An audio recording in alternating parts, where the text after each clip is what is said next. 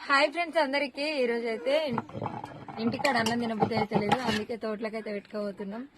మాదైతే నూకలు అన్నం, మళ్ళీ టమాటా పచ్చడా, నైట్ చేసిన చికెన్, ఎన్ని రకాలు ఉన్నాయి ఈ రోజు అయితే.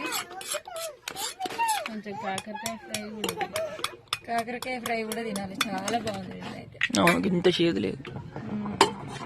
అమ్ములే పికిల్స్ ఎట్లున్నాయో మన కాకర పచ్చడి కడుతుంది. పచ్చడి అన్న ఫ్రై ఇంకా బాగుంది. నైట్ చేసిన చికెన్ ఎంత బాగుంది చూసిరా, గ్రేవీ గ్రేవీ చాలా బాగుంది.